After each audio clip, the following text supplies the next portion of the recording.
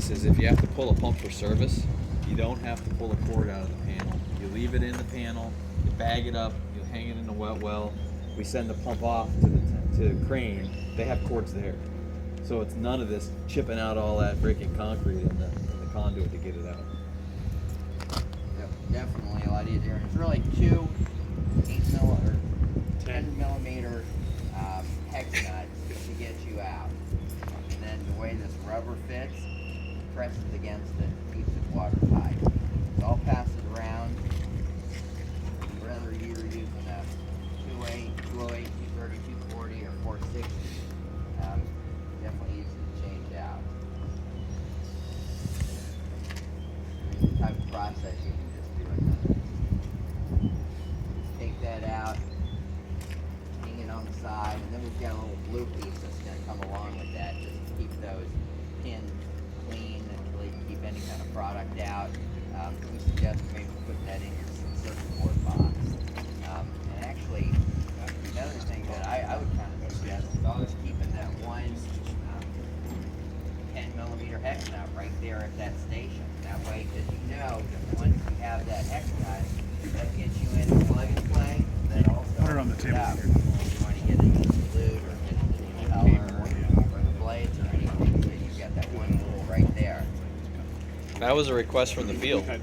Can you make it so we only have to use one tool? And that you can do the whole pump with one tool. Yeah. Then it's a glycol tool system. It's a closed loop system, maintenance free. They do have dual probes that detects any kind of oil change, and it would basically alert the box instead of you need to change out the seal in a couple of weeks. They're John Crane seals, John Crane 21. Yeah, they're pretty universal. Yep, easy. Yeah, so get them, no problem. Also, we've got stainless steel shell. What really makes this a slicing pump, chopping pump, but the way this is designed, we've got a couple patents right on display. We actually have 4 patents on the pump itself here. We've got 8 stainless steel pins that go in the outer range here, and they're all pressed, pinned, balanced on the outer part, so you're not going to have anything in the inner part to where you're going to get anything caught. That's the idea, is that you don't get anything hung up or caught. That was part of what we heard from the voice of the customer while hiring an ex-NASA scientist basically to determine how we can make these better. And when's the tire hurt, we got a research and development center, and then also took in every pump out there, all the competitive pumps, took them all apart to determine what some of the issues are. That's how we came up with the fact that having an open center is going to be best. So you're not going to get any issues, and it's going to cut like scissors. It's going to slice like scissors with tight tolerances, really the tightest tolerances in the industry that can be adjusted through shims here. That would be 2 to 8 thousandths of an inch. But the way this rotates, it pulls the solid toward the blade itself. So you're not going to get anything hung up in the center or on the outside. It pulls it right toward the blade, and it's going to continue slicing. You've got the stationary plate and the rotating slicing blade, and then it's going to cut everything in basically 1 to 3 inch segments. So it gets through your systems, but gets caught on your end screen. So that's what we exactly want you to have, so that way your system is. And I'll pass this around. Of course, this is a plastic model, but it's really a 440 440C stainless steel with 58 Rockwell heart. And you can see how it fits right on the end there. This is a dual So then, what are you showing there?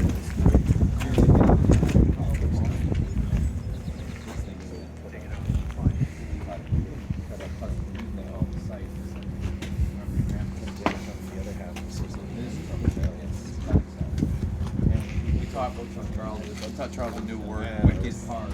Yes, wicked hard. Great. It's hard. It's really freaking hard. So as this thing spins, there's a lot of velocity that comes into this pump. So part of the beauty is the way the design is the aeronautical. So she's really into the stuff within the pump. And it cuts in about 1 to 3 inch pieces.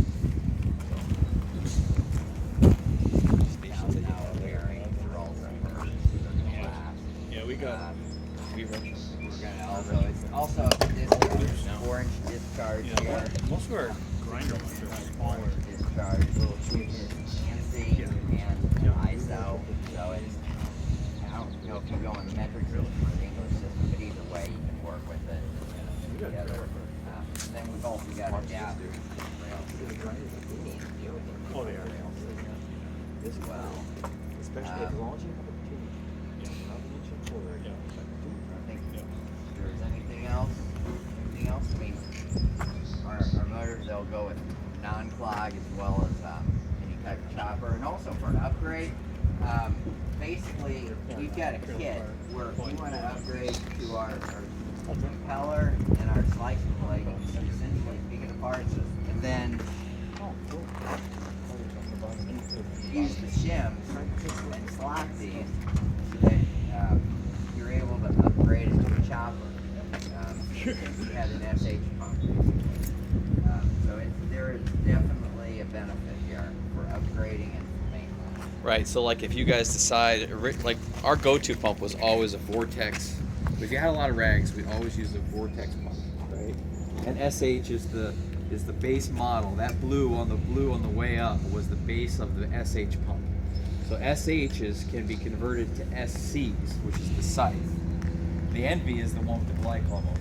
So if it's submersible, we can take a regular SH pump and add a cutter to it to make it cut. So a scenario like we were in Middlebury yesterday, they have 3 new stations from 2 years ago. Well, one of them's changed because there's some hospice care that's happening on the one line. So they're getting adult diapers. So the pumps are handling it, but they're getting some plugging. I mean, we had years of performance, and now something's changed.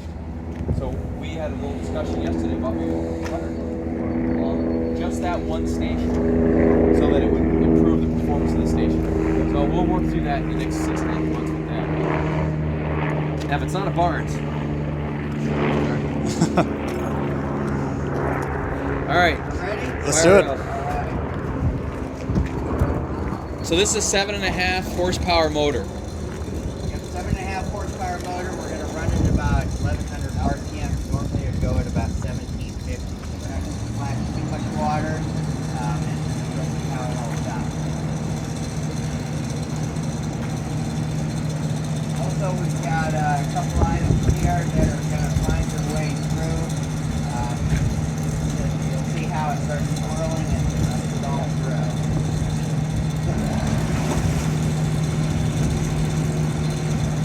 Yeah, feel free to get up close if you want. And they go.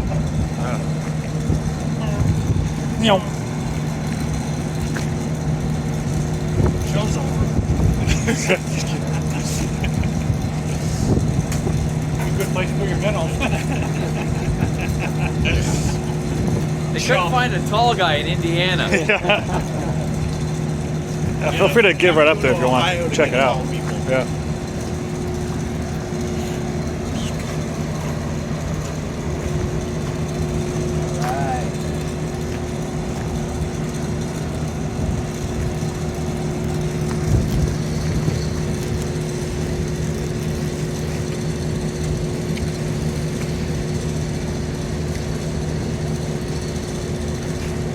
I guess you guys have some wet wipes around here that end up going through your pumps, it sounds like. I'm going to put down a wad of wet wipes. I'm going to wrap them with this red shop towel. You may have a shop towel in the area go through. Is that fair to say? Mm-hmm.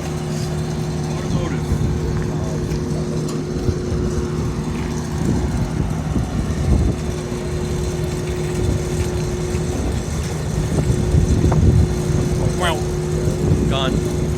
So we put these up in Orleans. where the flow comes out of Ethan Allen. They were getting a lot of cheesecloth and those things.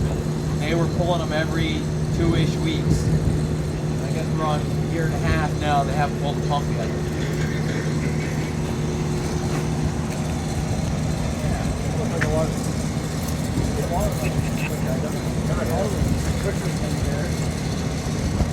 Yeah, these Swiffer, they kind of got a nylon in them.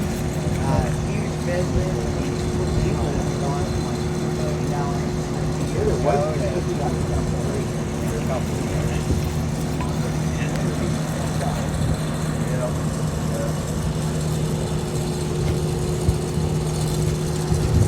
Then I've wrapped it in a disposable shop towel. Kind of a heavy duty towel.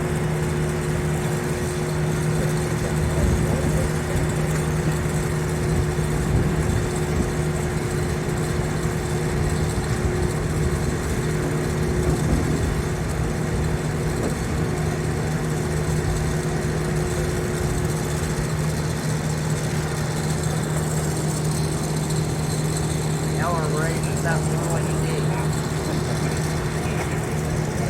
Got this red rope, tied a couple knots in it. You're gonna see it come through in like 1 to 3 seconds. Can you guys hear me at all? Yep. Okay.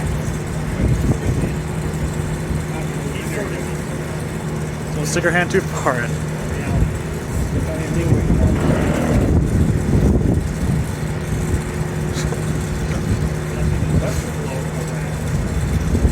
Did you ask how loud is it?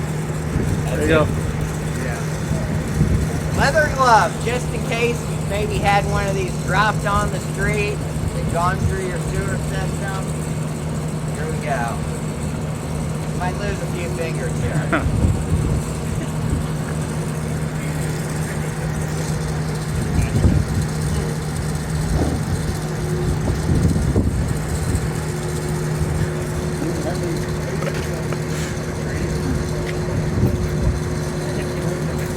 I know you don't have real mops that actually go through, but after you get your new grain, even your green mountain green, it's gonna all come together like a mop.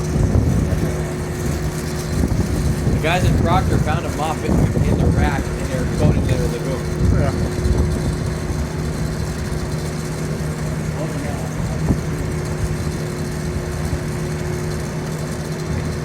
Get over there, take a look. Yeah, get up in there. Oh, I think it does.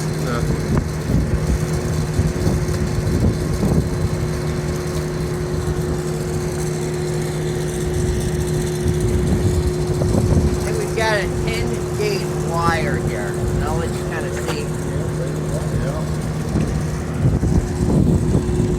Gonna turn this spaghetti into Three-phase? Yep, 3-phase, 10-gauge.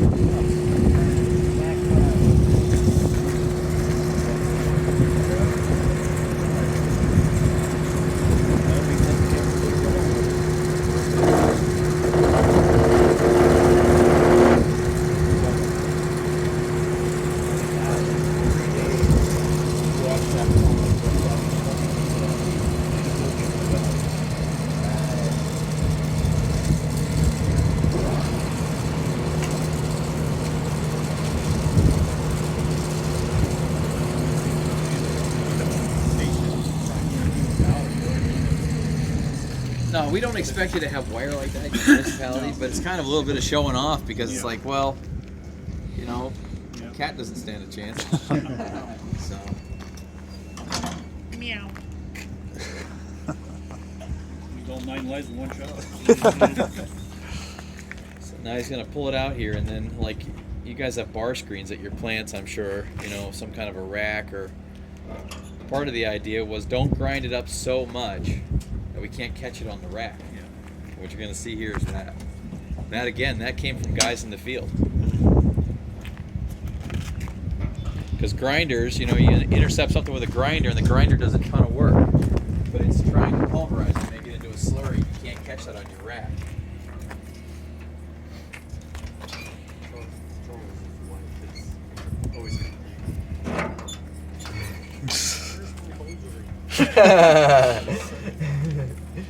Now they would look at me crazy at Walmart. I come out of there with a lot. So you can kind of just take it apart. That is the longest rope I've ever seen come through here. Yes.